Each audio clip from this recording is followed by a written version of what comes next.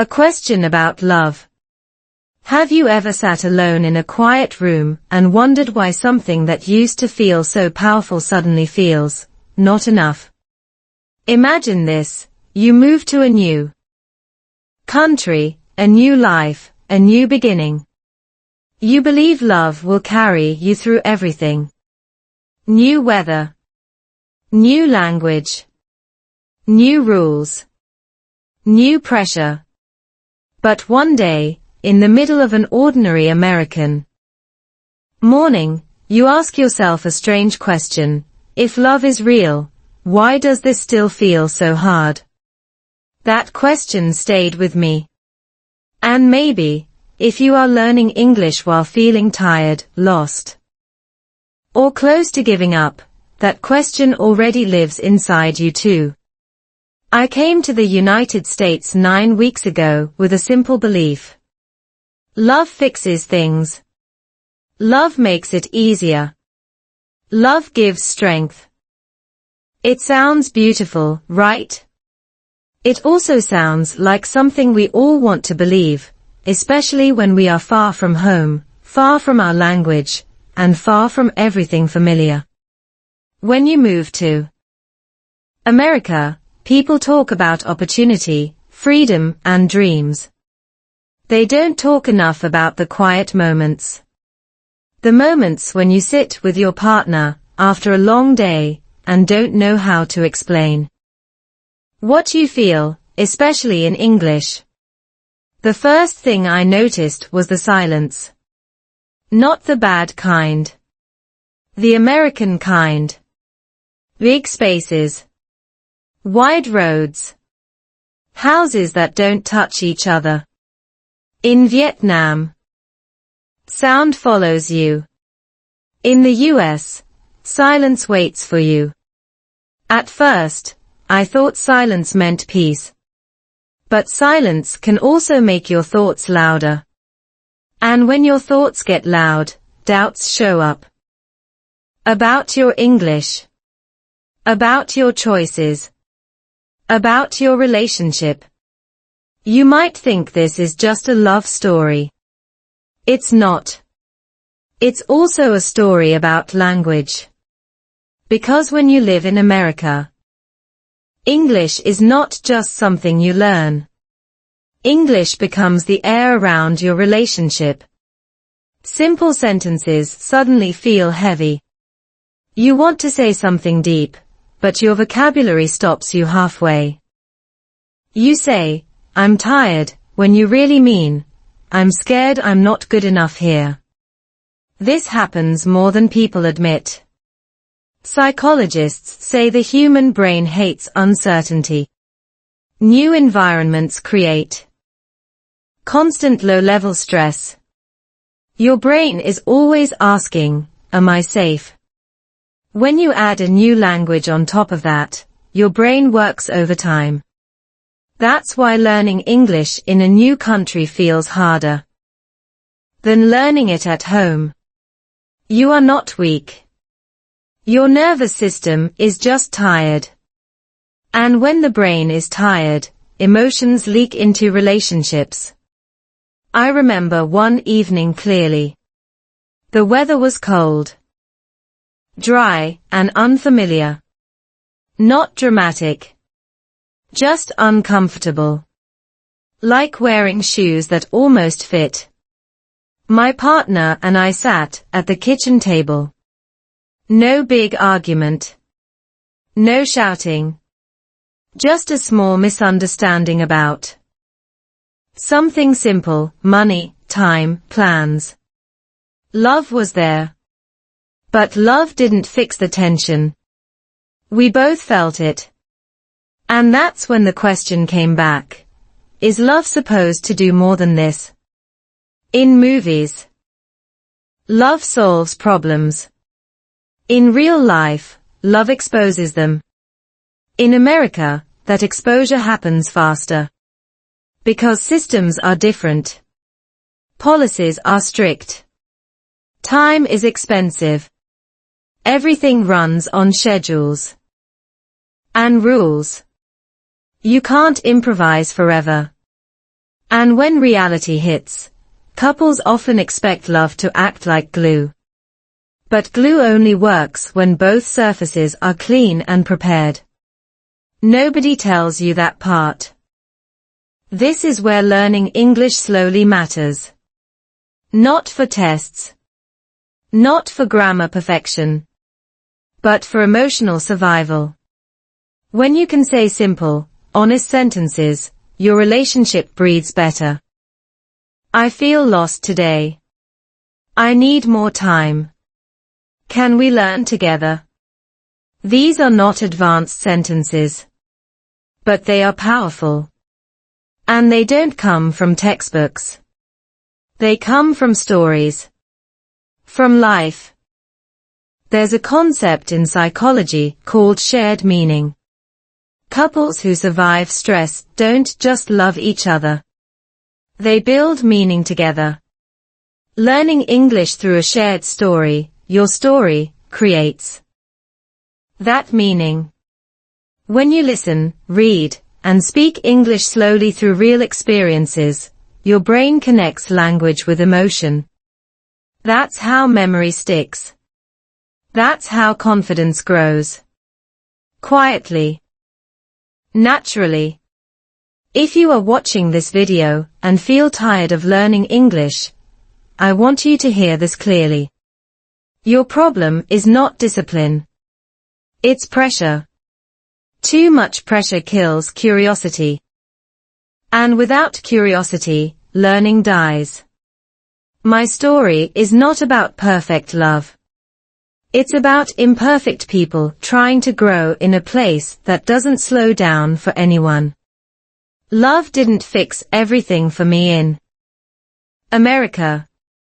But it asked a better question. Can we grow together? That question changed how I learned English. It changed how I listened. How I spoke. How I stayed. Because sometimes, the real lesson is simple. Love is not the solution. Love is the reason you try again, one slow sentence at a time. My first weeks in America. Picture this. You wake up at 6 in the morning, not because you are disciplined, but because your body doesn't understand the time zone yet. The room feels too quiet, too clean, too still. Outside, the sky is pale and wide, like it's watching you. This was my reality, during the first weeks in America. And if you've ever tried to learn English while your brain is busy surviving, you already know how heavy that feels. The first week was a blur of forms, signs, and unfamiliar sounds. English was everywhere, but none of it felt friendly.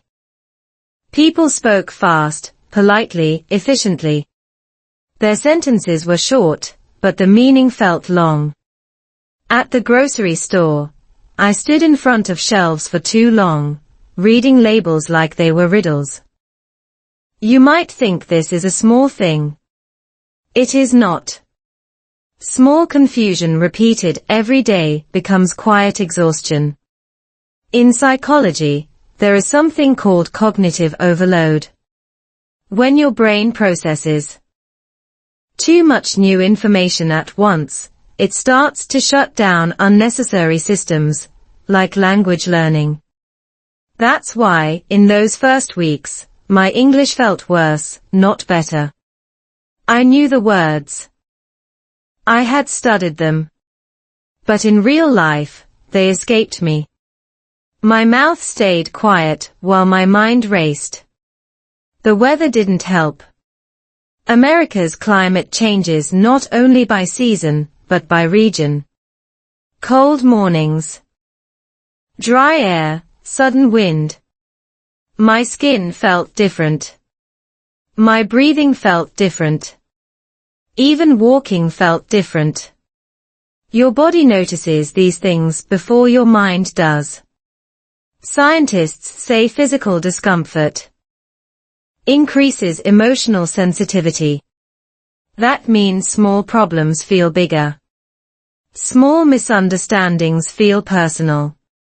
And yes, small English mistakes feel embarrassing. At home, my partner and I tried to stay positive. We told each other, it's just the beginning. But beginnings are the hardest part. At night, we shared stories from the day. Or at least, we tried. Sometimes we laughed at mistakes. Sometimes we misunderstood each other completely. When you don't have the right words, you use silence. And silence, if used too often, becomes distance. You might recognize this pattern. You want to practice English, but you're too tired. You want to speak, but you're afraid of sounding stupid. Your brain says, not now. Later. But later never comes. This is not laziness. It's your nervous system protecting you from overload. Understanding this changed everything for me. During my 3rd week, something small but important happened. I stopped trying to sound correct. I started trying to sound honest. Instead of full explanations, I used short sentences. Today was hard. I feel slow. English is heavy. These sentences are simple. But they carry truth. And truth builds connection faster than perfect grammar ever will. There's research showing that emotional safety improves language acquisition. When you feel safe, your brain releases dopamine, which helps learning and memory. That means learning English through real conversations, especially emotional ones, is not a weakness. It's actually one of the strongest methods. Life becomes your classroom. Mistakes become part of the lesson. The American system also teaches patience in a strange way. Appointments are booked weeks ahead. Rules are strict. Processes are slow but firm. You can't rush everything with emotion. This forced me to slow down my expectations, not just about life, but about English. I realized I didn't need fluent English in 9 weeks. I needed usable English. English that could help me connect, survive, and explain myself. One evening, after a long day, we sat together again at the kitchen table. Same place. Different energy. We spoke slowly. Paused often. Sometimes we mixed languages. And something softened. The pressure dropped. Love didn't fix the stress of a new country. But it created a space where learning felt possible again. If you are in your first weeks, or remembering them, I want you to take this with you. America does not test your English. It tests your patience, your flexibility, your willingness to stay kind to yourself while feeling lost. When you learn English through your own story, your brain listens differently. Because it recognizes the voice. Your voice. The first weeks in America taught me this. Progress doesn't look like confidence. It looks like showing up tired and still trying. One sentence. One day. One shared moment. And slowly, without noticing, you begin to belong, not because you're fluent, but because you didn't quit. Weather changed my mood. Have you ever noticed how your mood changes before you even understand why? One morning you wake up feeling heavy, slow, and slightly irritated. And you blame yourself. You think you're lazy. You think you're unmotivated. But sometimes, it's not your mindset at all. It's the weather. In my first weeks in America, the climate quietly rewired my emotions before I had words for it. Where I come from, weather has rhythm. Heat comes with sound. Rain comes with smell. In many parts of the US, especially where I stayed, the air felt dry and still. The sky was wide and pale, like it had no intention of touching you. Cold mornings arrived without warning, and sunlight felt distant even when it was bright. My body noticed the change immediately. My mood followed a few days later. Scientists call this seasonal and environmental effect. When temperature, sunlight, and humidity change, your brain chemistry changes too. Levels of serotonin and melatonin shift, affecting energy, sleep, and emotional regulation. In simple words, your feelings become less predictable. Now imagine adding language learning on top of that. Your brain is already struggling to stay balanced, and then you ask it to perform in English. No wonder everything feels harder. At first, I thought something was wrong with me. I felt less patient, less playful, less romantic. Small inconveniences irritated me. Silence felt heavier than before. I didn't want to talk much, especially in English. Speaking felt like lifting weights in cold weather. Possible, but exhausting. And when you don't speak, people around you fill the space with assumptions. My partner noticed the change before I did. One evening, they asked if I was okay. I said yes. Of course I did. That's what you say when you don't have the language to explain something complicated. But the truth was simpler than I thought. My body was still adjusting. My nervous system was confused. And my emotions were asking for gentleness, not discipline. Here's something most people don't tell you. Climate shock can feel like emotional distance. You may love the same person, but express it less. You may care deeply, but feel numb. This is not a relationship problem. It's a biological response. Understanding this saved us from unnecessary blame. We stopped asking, what's wrong with us, and started asking, what changed around us? Learning English slowly became part of that answer. I started paying attention to weather-related words and feelings. Cold, dry, heavy, quiet, gray. These are simple words, but they gave shape to emotions. When you can name a feeling, it loses some of its power. Psychologists say labeling emotions reduces stress response in the brain. Language literally calms the nervous system. I remember one afternoon when the wind was sharp and the sky looked empty. I felt disconnected and restless. Instead of forcing a conversation, I said one sentence, "The weather makes me feel small today." It wasn't perfect English, but it was honest. And something changed. My partner understood.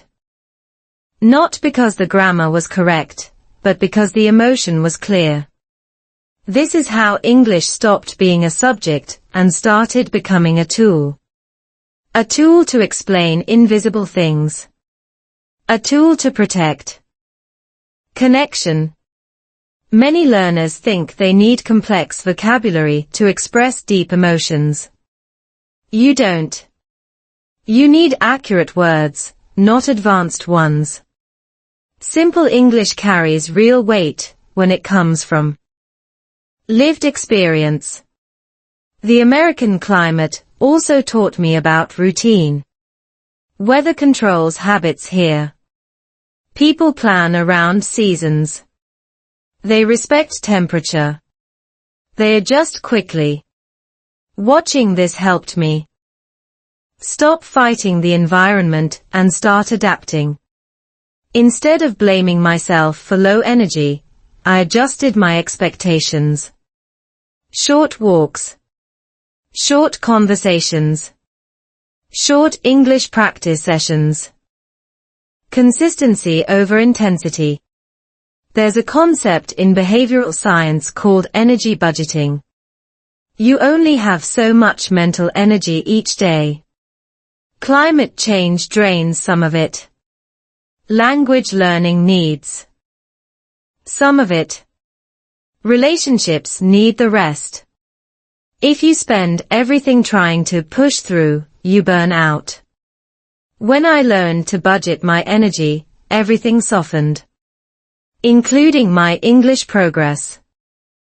One quiet night, as we sat together again, I realized something important. Love didn't disappear because the weather changed. Expression did. Warmth became internal. And that's okay. Relationships don't die from cold air. They struggle when people misinterpret biological stress as emotional failure. If you are learning English and suddenly feel less motivated, less connected, less yourself, ask a different question. Is it really about effort? Or is your body still learning where it is? The weather may be changing you before you notice. And that's not a weakness. It's a signal. In the end, the climate taught me patience.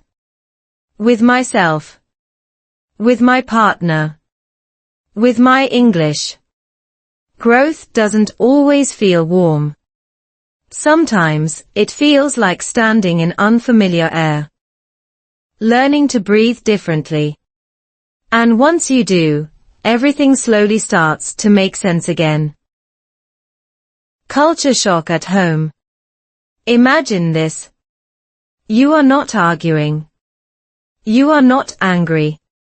Yet something feels off, like a song playing slightly out of tune. That's what culture shock at home feels like. It doesn't arrive loudly. It arrives quietly, sitting between two people who love each other, but grew up learning very different rules about life, communication, and even silence. In America, I learned that culture doesn't stop at the front door. It follows you into your living room. Back home, relationships have a shared rhythm. You don't explain everything. You assume understanding. In the US, the rhythm changes. People explain. They clarify. They name expectations. At first, I thought this was cold. Later, I realized it was careful. But that realization didn't come instantly. It came after many small moments of confusion that slowly piled up. One evening, my partner asked a simple question, "What's your plan for next week?" In my mind, it was casual. In my body, it felt like pressure. In my culture, plans are flexible. In American culture, plans are promises. When I said, "I'll see," I meant I'm thinking. What they heard was, "I don't care." No one was wrong. We were just translating life through different cultural software. Sociologists call this high context versus low context communication. In high context cultures, meaning lives between the lines. In low context cultures, meaning lives in the words themselves. America is largely low context. Say what you mean what you say. When you don't, People fill the gaps with assumptions. And assumptions create emotional distance fast. At home, this difference became visible. We started having conversations that felt logical but emotionally unsatisfying. Everything was clear, yet something felt missing. That something was shared cultural expectation. Without it, love had to work harder. English became the bridge, and sometimes the wall between us. I noticed how American culture values independence. Handle it yourself. Speak up. Set boundaries. These ideas sound healthy. And they are. But when introduced suddenly into a relationship shaped by interdependence, they can feel like rejection. When my partner said, "I need space," my brain heard, "I don't need you." Same sentence. Different emotional dictionary. This is where learning English through stories matters more than ever. Textbook English doesn't teach cultural tone. Life does. When you hear phrases used in real situations, your brain learns the emotional weight behind them. Over time, I stopped reacting to words alone. I started listening for intention. That shift saved us from countless misunderstandings. Psychology research shows that couples under cultural stress often misattribute intent. You assume your partner's behavior reflects their feelings toward you, rather than the system they grew up in. Once we understood this, conflict softened. We asked better questions. What does that mean to you? Instead of why would you say that? At home, I also noticed how American culture handles emotions. Feelings are acknowledged, but often quickly. There's a focus on solutions. In my culture, feelings are shared slowly. Sometimes repeatedly. When I needed to sit with emotion, my partner wanted to fix it. When they wanted to move on, I felt unheard. Again, no villain. Just different emotional pacing. Language played a surprising role here. When English is not your first language, emotions take longer to surface. You translate. You filter. You hesitate. That delay can be misread as avoidance. I learned to warn instead of withdraw. I need time to find my words. That single sentence changed the energy of many conversations. There is something powerful about naming the problem instead of becoming it. Culture shock at home doesn't mean love is failing. It means the relationship is expanding. Expansion hurts a little. Like muscles growing. Science calls this adaptive stress. It's uncomfortable, but necessary for long-term resilience. Slow English helped me stay present during that stress. Short sentences. Clear feelings. No drama. No over-explaining. Just honesty. This is new for me. I'm learning. Please be patient. These phrases became emotional anchors. They reminded both of us that growth was happening, even when comfort was not. One night, after a long conversation, my partner said something that stayed with me. I'm not trying to change you. I'm trying to understand you. That moment felt like crossing an invisible bridge. Culture didn't disappear. But fear did.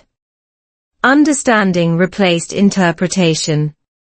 If you're learning English and living in America, remember this. Culture shock doesn't end when you get home. Sometimes it starts there. And that's okay. Relationships don't need sameness to survive. They need curiosity. They need language that leaves room for difference. In the end, home became our classroom. Every misunderstanding was a lesson. Every pause was practice. And slowly, culture shock turned into cultural fluency, not perfect, but real. English between us. Have you ever tried to hold water in your hands and watched it slowly slip through your fingers? That's what English felt like between us in those early weeks. It wasn't an enemy. It wasn't a friend either. It was something fragile, sitting right in the middle of our conversations, changing the shape of what we wanted to say before it ever reached the other person. At first, I didn't notice how much English affected our relationship. I thought language was just a tool. Words go in, meaning comes out. Simple. But real life doesn't work like that. Language carries emotion, history, tone, and intention. When English is not your first language, all of that arrives late or distorted. And when emotions are involved, distortion hurts. There were moments when I felt deeply, but spoke lightly. Not because the feeling was small, but because my English was. Imagine wanting to explain disappointment, fear, and hope at the same time. But only having the words for okay and fine. So you say, I'm fine. And your partner hears closure, not confusion. That gap is where loneliness grows. Linguists talk about emotional granularity, the ability to describe feelings with precision. People with higher emotional granularity regulate emotions better. But emotional granularity depends on language. When your emotional vocabulary shrinks, your emotional control weakens. I didn't know this at the time. I only knew that I felt misunderstood in ways I couldn't explain. Sometimes English made me quieter than I am. I chose silence over mistakes. Silence over embarrassment. Silence over being seen as slow. My partner noticed the silence and worried. I noticed the worry and felt guilty. This cycle repeated. Quietly, without drama, without fights. And that's what made it dangerous. Problems that don't make noise last longer. One night, after another quiet dinner, my partner asked gently, "Are you pulling away?" That question landed heavy. I wasn't pulling away. I was translating. But translation is invisible work. From the outside, it looks like absence. That night, I realized something had to change, not my English level, but how we treated English in our relationship. I started explaining the process instead of hiding it. I'm thinking in my language first. English comes later. Sometimes it gets lost. These sentences were not elegant. But they were honest. And honesty creates safety. Research in communication psychology shows that metacommunication, talking about how you communicate, reduces conflict. We weren't failing at English. We were failing to explain how English was affecting us. Slow English became our agreement. We spoke more slowly.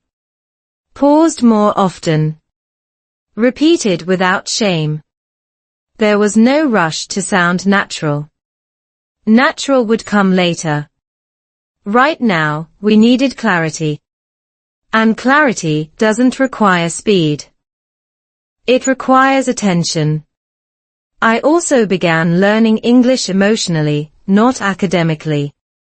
Instead of memorizing lists, I noticed which words appeared in real moments. Tired. Overwhelmed. Misappreciate. These words mattered more than advanced vocabulary. When I used them, conversations felt alive again. Meaning returned. There's a concept called relational load. Every relationship carries a certain amount of stress. Add a new language, and the load increases. If you don't adjust expectations, something breaks. We adjusted by lowering performance pressure. Mistakes were allowed. Pauses were normal. Laughter returned. One surprising thing happened. As my English slowed down, my listening improved. I stopped preparing sentences in my head. I stayed present. I watched facial expressions. I noticed tone. Communication became richer, not poorer. Sometimes, less language creates more understanding. This changed how I practiced English too. Instead of long study sessions, I practiced short, meaningful exchanges. One honest sentence a day. One real reaction. This aligns with cognitive science. Learning tied to emotion is remembered longer.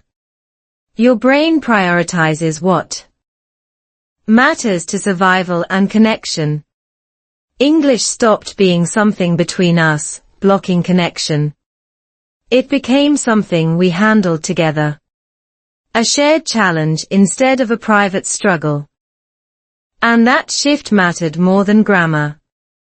If you're learning English and feel it's hurting your relationship, pause before blaming yourself. Language difficulty is not emotional distance. Silence is not lack of love. Sometimes, it's just the space where translation is happening. In the end, English didn't come between us. Our fear did. And once fear was named, language found its place. Again, not as a wall, but as a bridge we built slowly, one careful word at a time. Love didn't fix everything. Here is the uncomfortable truth nobody prepares you for. Love does not cancel pressure. It does not erase bills, policies, deadlines, or expectations.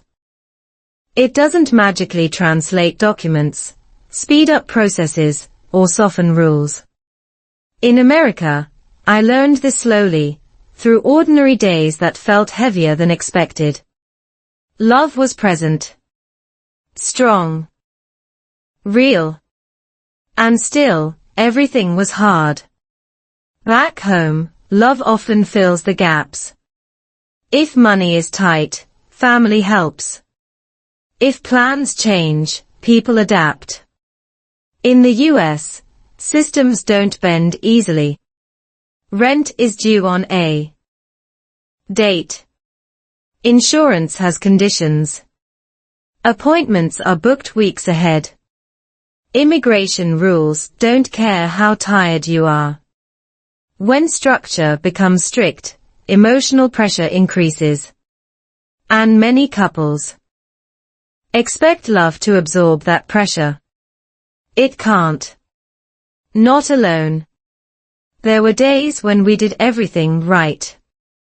We communicated. We supported each other. We stayed kind. And yet, stress remained. Financial calculations ran quietly in the background. Paperwork sat on the table like an uninvited guest. Time felt expensive. Even rest felt scheduled. Love didn't remove these realities. It only made us more aware of how much we wanted relief. Psychologists call this role strain. When people take on too many roles at once, partner, learner, worker, immigrant, the emotional load exceeds capacity. Love adds meaning, but it doesn't add hours to the day or energy to the body. Without understanding this, couples turn frustration inward. They think, if we loved better, this wouldn't hurt. That belief is dangerous. I remember a moment when exhaustion slipped into resentment. Not loud. Not dramatic. Just a quiet thought. Why does everything feel so heavy even though we love each other? That thought scared me. Because it sounded like doubt. But it wasn't doubt in love. It was disappointment in expectations. America teaches responsibility early and often. You are expected to manage your life independently. Emotional support is valued, but self-sufficiency is assumed. When love enters that system, it doesn't replace responsibility. It runs parallel to it. Understanding this changed how we treated each other. We stopped asking love to be a solution and started treating it as support. Language played a role here too. In English, people often separate emotion from logistics. I care about you sits next to, this still needs to be done. At first, that felt cold to me. Later, I saw the balance. Caring does not cancel obligation. It coexists with it. Learning English exposed me to that mindset, slowly reshaping how I interpreted stress. Research on relationships under external stress shows something important. Couples who survive don't have fewer problems. They have clearer boundaries between what love can fix and what it can't. Love can provide motivation, empathy, and patience. It cannot change laws, weather, or economic systems. When couples confuse these roles, burnout follows. There was a week when everything seemed to happen at once. Paperwork delays, unexpected expenses, language misunderstandings. We supported each other emotionally, but still felt drained. That's when we stopped asking, why isn't love enough, and started asking, what else do we need? That question opened space for practical solutions instead of emotional blame. We created small systems, clear schedules, written plans, simple English check-ins. These were not romantic gestures, but they protected the relationship. Love didn't disappear. It rested. It stopped carrying what it was never meant to carry alone. This shift also changed how I learned English. I stopped expecting language progress to fix emotional stress. English is a tool, not therapy. It helps you navigate systems, not avoid them. When I accepted that, frustration dropped. Learning became steadier, less emotional, more sustainable. There's a principle in behavioral science called load sharing. Stress becomes manageable when divided correctly. Love shares emotional load. Systems handle structural load. When each stays in its lane, stability appears. We didn't need more affection. We needed clearer roles. One night, after finishing a long list of tasks, we sat quietly. No deep talk. No big emotion. Just presence. And that felt enough. Not because love fixed everything, but because love didn't have to. It was allowed to simply exist. If you're watching this and feeling disappointed that love hasn't made learning English or living in America easier, pause. You're not failing. You're just asking love to do too much. Let it support you, not carry you. In the end, love didn't fix everything.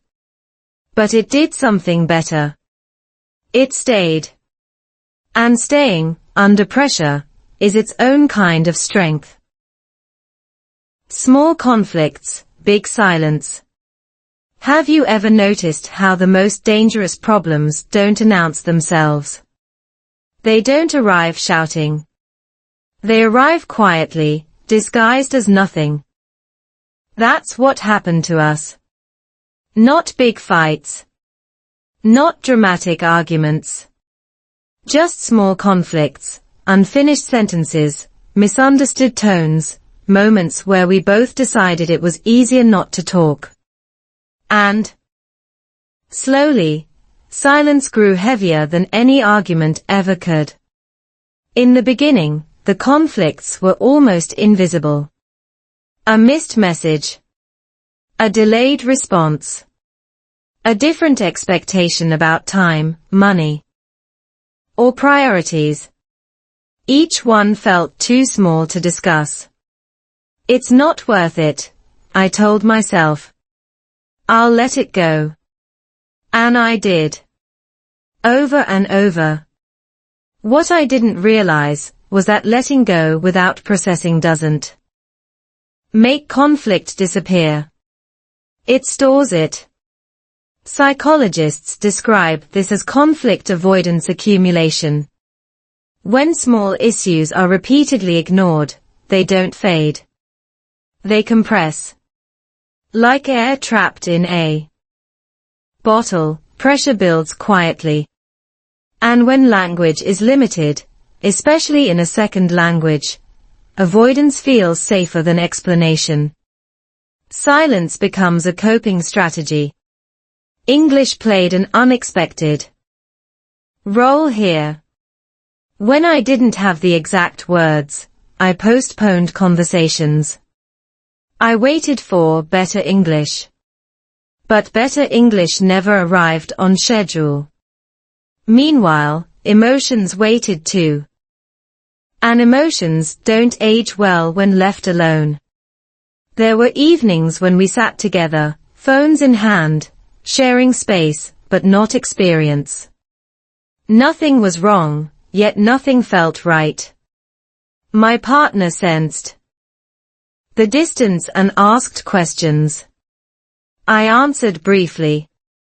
Not because I didn't care, but because caring felt complicated. Silence felt clean. Or so I thought. Neuroscience tells us that the brain prefers predictability over resolution. Silence is predictable. Conversation is risky. Especially in a new language. Every sentence carries the chance of being misunderstood. So the brain chooses quiet. Short-term safety. Long-term cost. One night, something small finally broke through the silence. A comment about plans. A misunderstanding about responsibility. It wasn't serious. But the emotional reaction surprised both of us. The response was bigger than the moment. That's when we realized the silence had been doing more damage than any argument ever had. This is the paradox. Small conflicts don't destroy relationships. Unspoken ones do. And when you're learning English, the temptation to stay quiet is strong. You don't want to sound dramatic. You don't want to choose the wrong words. You don't want to create problems that feel bigger than they are. But silence doesn't keep problems small. It lets them grow unchecked. There's a concept in emotional psychology called micro-ruptures.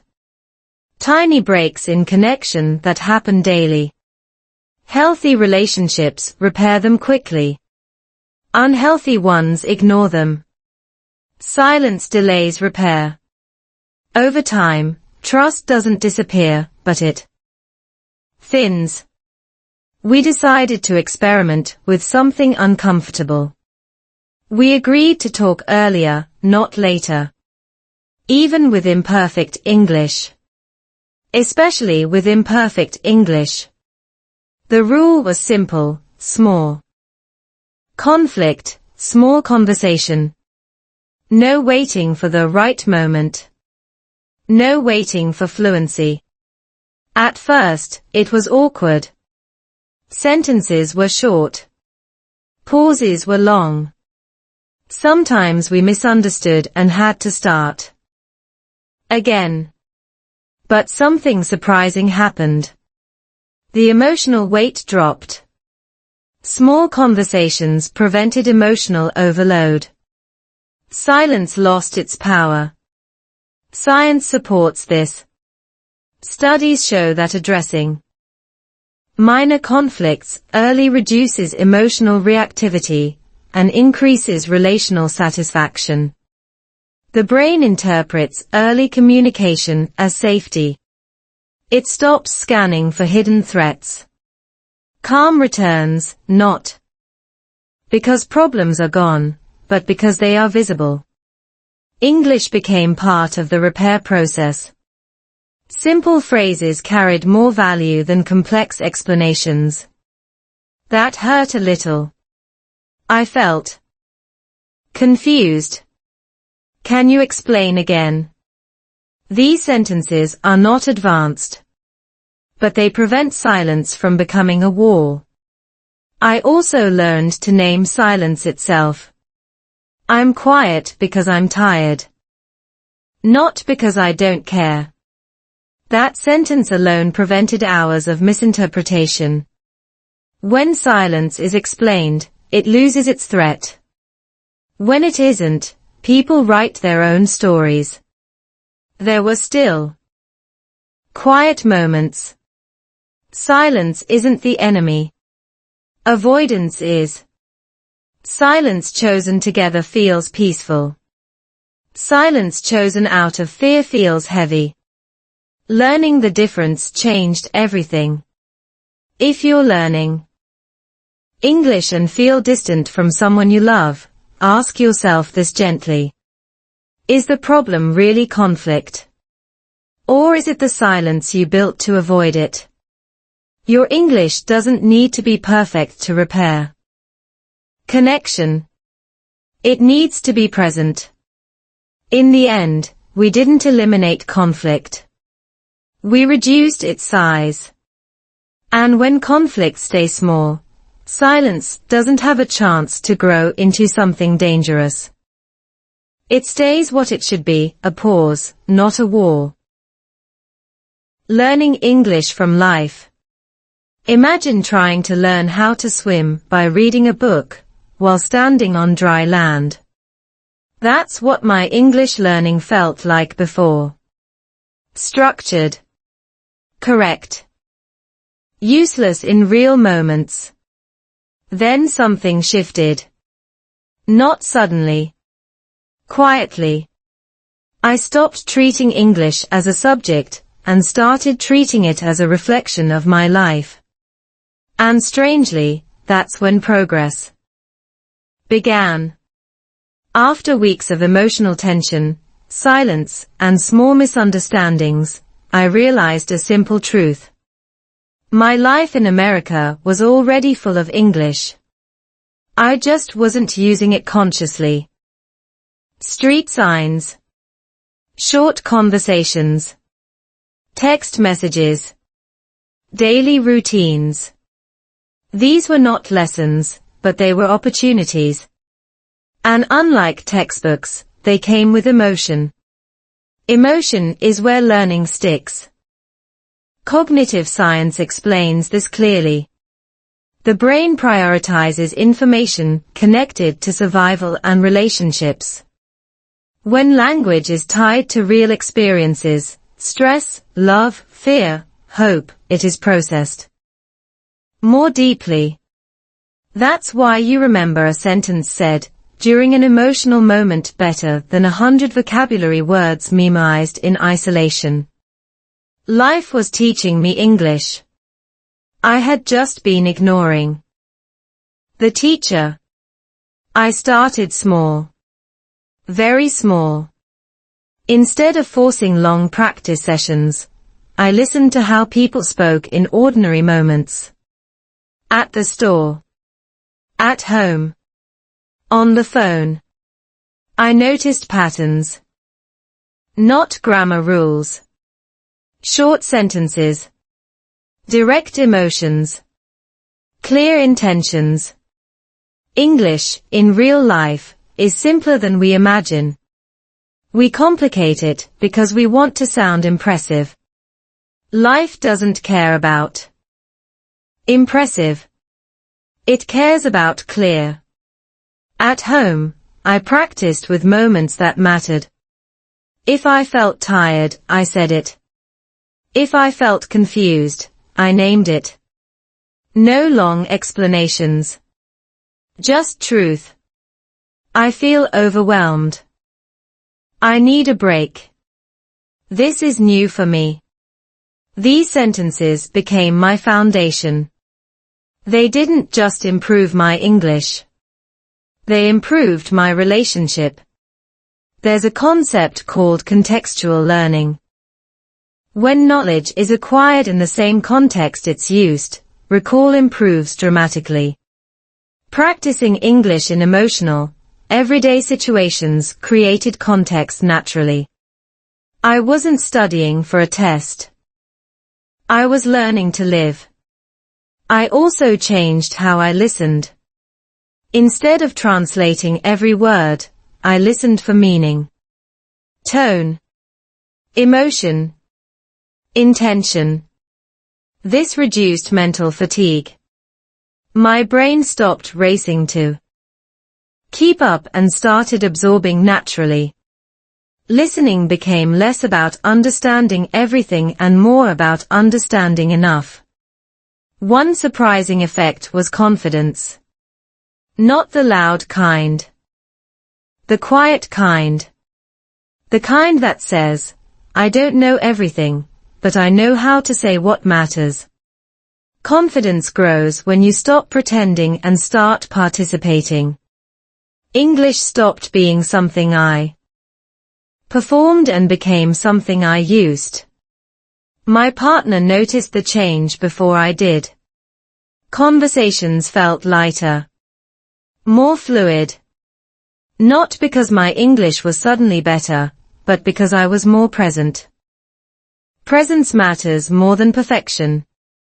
Research in interpersonal communication confirms this. People feel more connected when speakers are emotionally engaged, even if their language is imperfect. I began journaling short moments in English. 1 or 2 sentences a day. Not summaries. Feelings. Today felt long. The weather made me quiet. I laughed more today. These entries weren't impressive, but they were real. Over time, they formed a story. My story. And stories are how humans make sense of the world. This approach removed pressure. No deadlines. No comparisons. Just progress through living. Some days, I learned nothing new. Some days, one sentence stayed with me. That was enough. Learning stopped feeling like a task and started feeling like a side effect of being alive. There's a reason children learn language so naturally. They learn through need, not instruction. They speak to connect, not to perform. Returning to that mindset changed everything. English became a bridge again, not a barrier. If you're struggling to learn English, consider this.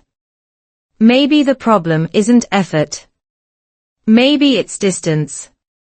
Distance between language and life. Bring them closer. Let your daily experiences lead. Let emotion guide memory. Let imperfection teach you.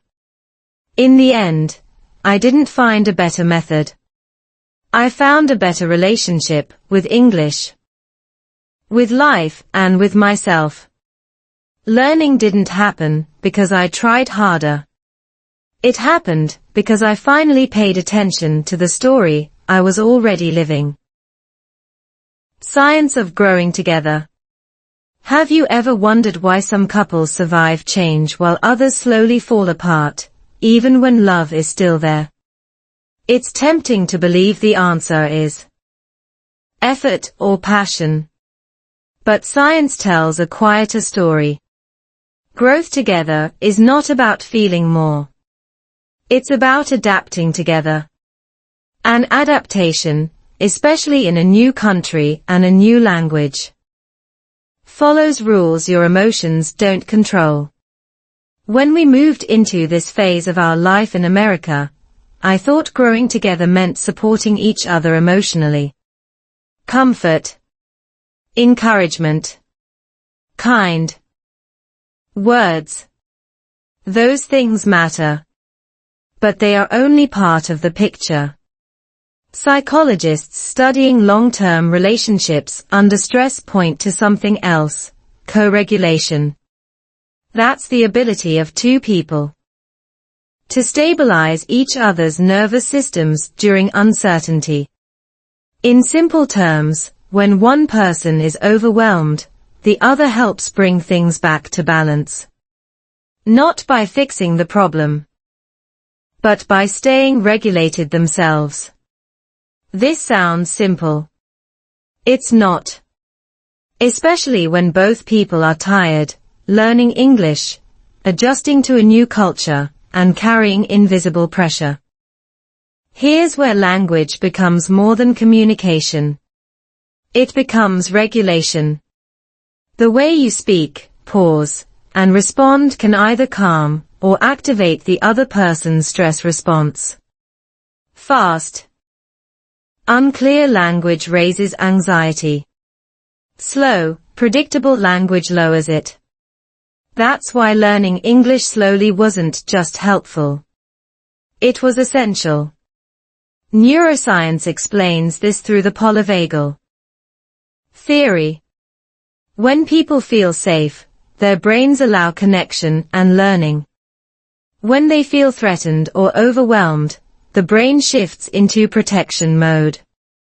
In protection mode, language learning shuts down. Empathy drops. Everything feels personal. Growing together requires creating safety first. Language is one of the fastest ways to do that. We started noticing patterns. When we rushed conversations, tension increased. When we slowed down, things softened. Not because problems disappeared, but because our nervous system stopped fighting. This wasn't emotional intuition. It was biology. Another concept that changed my understanding is shared stress appraisal. Couples who grow together don't see stress as your problem or my problem. They see it as our situation. This small shift changes behavior dramatically. Instead of blaming each other for emotional reactions, you start addressing the environment.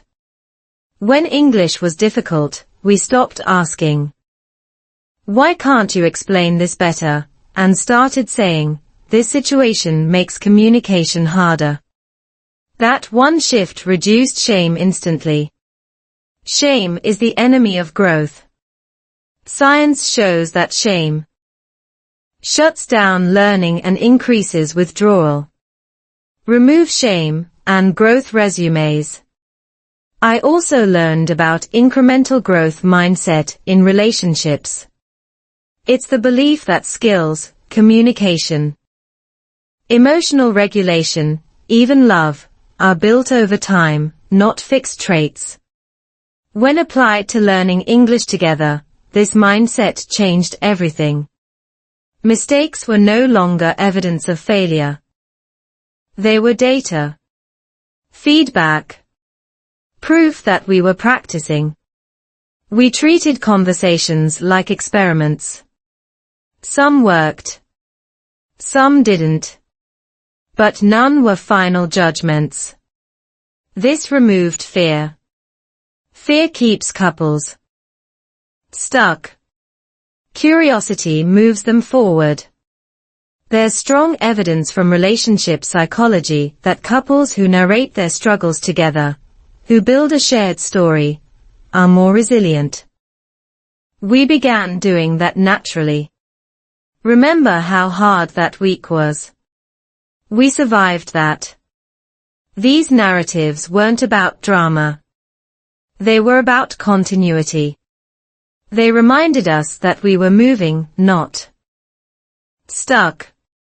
English played a surprising role in this storytelling. Because my English was simpler, the story became clearer.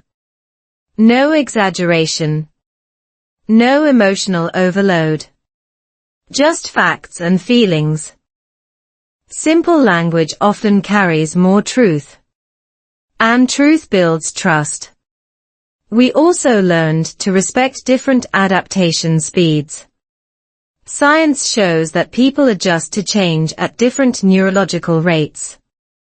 One person may emotionally stabilize quickly. The other may need more time. This is not lack of effort. It's biology. When we stopped synchronizing emotions and started synchronizing support, conflict dropped.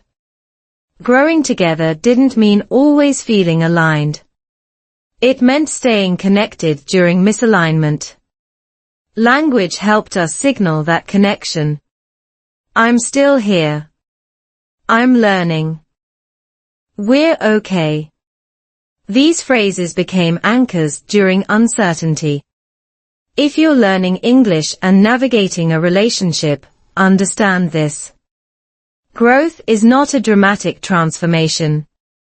It's a series of small regulatory moments. Slowing down. Clarifying. Reassuring. Repeating. Science supports what life teaches. Consistency beats intensity. In the end, growing together wasn't about love fixing problems. It was about understanding how humans adapt under pressure, and choosing to adapt as a team. That choice, repeated daily, mattered more than any feeling ever could. Tiny habits that helped us. Have you ever tried to change your life in one big move, only to feel exhausted 2 days later? That's what we often do when things feel out of control.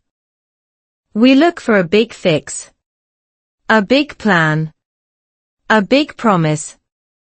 But what actually saved us, our relationship, our English, and our emotional balance, was something far less dramatic. Tiny habits. Quiet. Almost boring actions that worked, because they were repeatable. When pressure was high, motivation was unreliable. Some days we felt hopeful. Other days we felt empty. That's normal.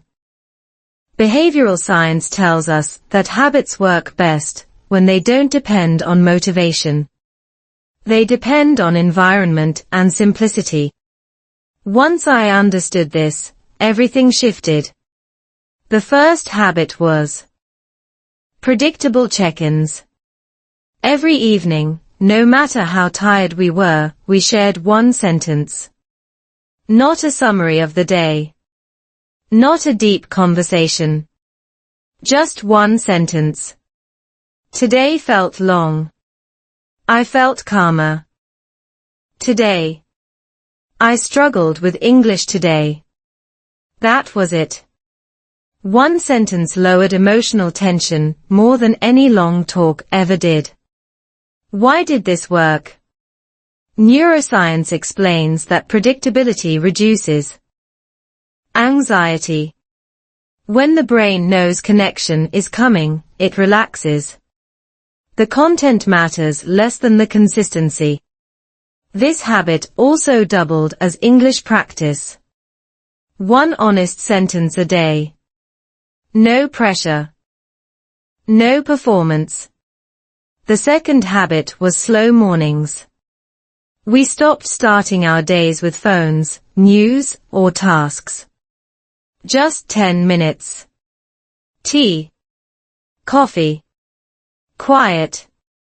Sometimes we said nothing. Sometimes one short exchange. This helped regulate our nervous systems before the world demanded attention. Research shows that early emotional regulation improves decision-making and communication throughout the day. English felt easier when our bodies were calm. The third habit was microlearning. Instead of studying English for an hour, I learned one useful phrase per day. A phrase I actually needed. Can you explain that again? I need more time. That makes sense. These phrases repeated naturally in real life, reinforcing memory. Cognitive psychology confirms that spaced repetition in real context strengthens retention far more than isolated study sessions.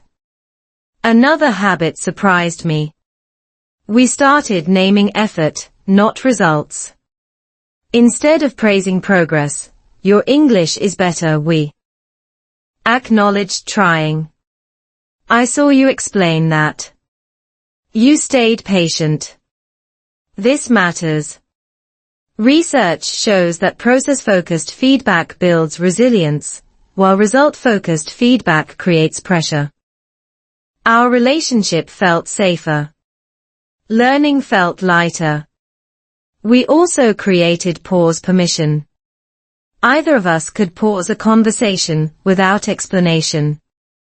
Just a phrase, can we pause? No guilt. No rejection. This reduced emotional escalation. From a science perspective, pausing allows the prefrontal cortex, the rational brain, to re-engage. When emotions spike, language shuts down. Pauses reopen it. Another tiny habit was shared humor. We laughed at mistakes. Not mockery. Shared laughter.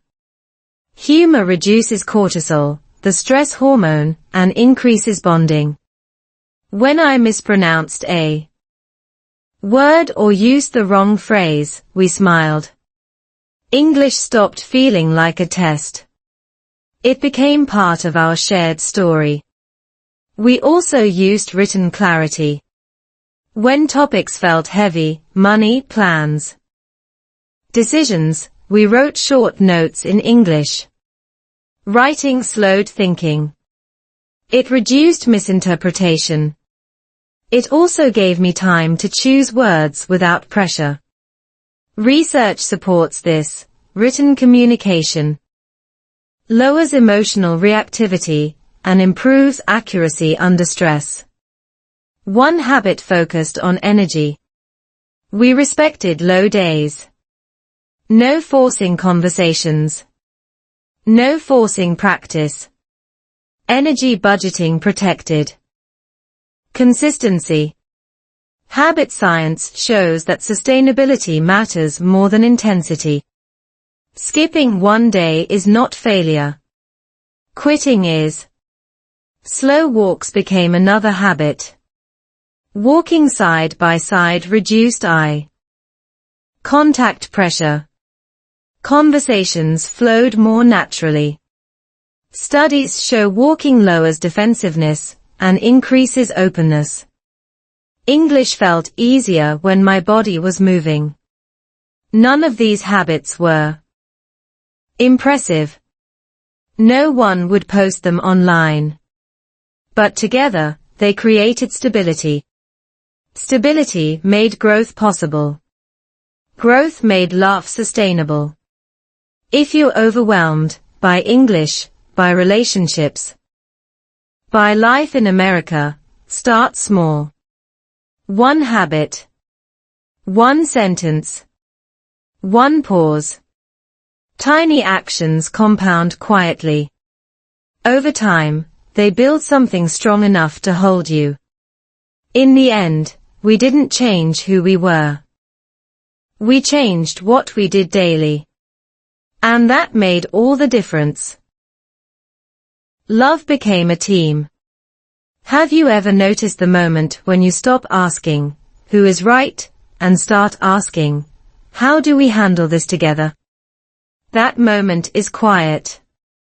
There is no celebration, no dramatic music. But it changes everything. For us, that was the moment love stopped trying to fix problems and started learning how to work as a team.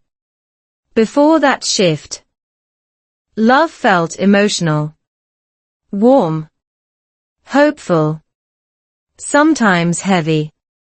We expected it to do too much. We expected love to make stress disappear, to give energy when we had none, to translate feelings perfectly across language and culture. When it didn't, disappointment quietly grew. Not anger. Just fatigue. What changed was not the amount of love. It was the structure around it. In psychology, there is a difference between emotional bonding and functional partnership. Emotional bonding is about feeling close. Functional partnership is about solving life together. In stable relationships, these two support each other. Under stress, new country, new language, new systems, functional partnership becomes critical. Without it, emotional bonding slowly erodes. We didn't realize how much energy we were wasting trying to protect each other from stress instead of facing it together. We would hide worries, downplay fear, carry burdens alone. It looked kind. It was not sustainable. Science shows that shared stress, when acknowledged, strengthens bonds. Hidden stress does the opposite. The shift began with a sentence that felt almost boring. Let's treat this like a shared problem. Not romantic. Not poetic. But powerful. It moved us from emotional reaction to cooperative thinking. Suddenly, English mistakes were not embarrassing moments. They were obstacles the team had to navigate. Language changed tone too. You didn't understand became we need clarity. I'm bad at English became our communication needs support. This subtle shift reduced defensiveness. The brain responds differently when problems are framed as external challenges instead of personal failures. Neuroscience calls this threat reappraisal.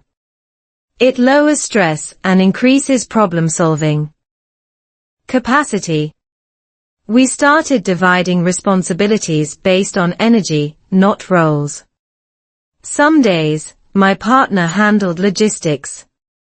Other days, I did.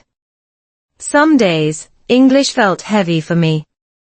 Other days, it felt manageable. Flexibility replaced fairness. And surprisingly, resentment dropped. Studies show that perceived fairness is less about equal effort and more about feeling supported during vulnerability. Love, in this phase, felt quieter. Less emotional intensity.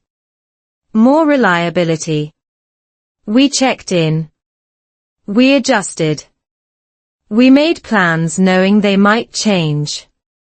This wasn't less love. It was mature love. The kind that survives systems, not just feelings. English practice became part of the team effort. Not my problem. Not your job. Our shared tool. We clarified key phrases. Together. We anticipated difficult conversations. We debriefed after misunderstandings. This reduced emotional fallout. Preparation creates safety. Safety enables learning. There's a concept in relationship science called secure functioning. It means both partners operate with the assumption that the relationship is stable and supportive. Under that assumption, people take risks, like speaking imperfect English. Without it, people withdraw. Building secure functioning required consistency, not perfection. One moment stands out.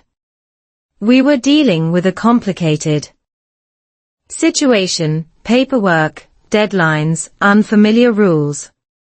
Normally, this would have triggered silence or frustration. Instead, we sat down, listed what we knew, what we didn't, and what could wait. No blame. No panic. Just teamwork. That moment felt better than any romantic gesture.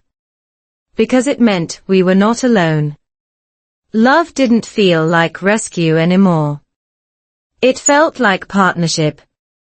That distinction matters. Rescue creates dependency. Partnership creates resilience. Research confirms this. Couples who frame challenges as joint tasks report higher long-term satisfaction, even under chronic stress. I also noticed something else. When love became a team, my English improved faster. Not because I studied more, but because fear dropped. Fear blocks learning. Safety accelerates it. When mistakes no longer threatened the relationship, they became harmless. If you're learning English and navigating love in a new environment, ask yourself this gently. Are you asking love to save you? Or are you letting it stand beside you? One creates pressure. The other creates strength. In the end, love didn't become louder or more intense. It became steadier. And in a life full of uncertainty, steadiness is not boring. It's everything. A hopeful ending. Have you ever reached a point where life doesn't suddenly get easier, but you realize you're no longer afraid of it? That was our ending. Not fireworks. Not a perfect resolution. Just a quiet understanding that something important had changed. We were still in America.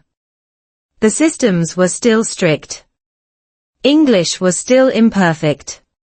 But the weight felt different. Lighter. More manageable. For a long time, I believed a happy ending meant problems disappearing. Less stress. Better English. More certainty. But that belief kept me waiting for a future moment that never arrived. What actually happened was simpler. We learned how to live inside uncertainty without turning on each other. That's not a dramatic ending. But it's a strong one. Looking back at those 9 weeks, I don't see failure or struggle anymore. I see adaptation. I see a nervous system learning new rhythms.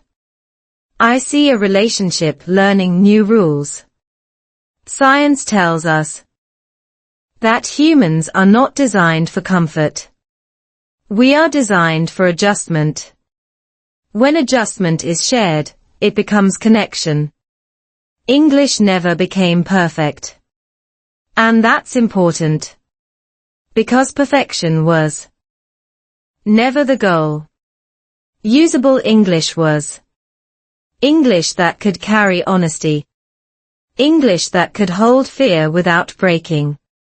English that could say, "We're still learning." That was enough.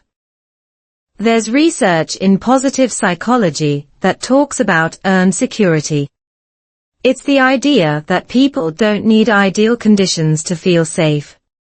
They need proof, over time, that they can handle difficulty together. That's what we earned.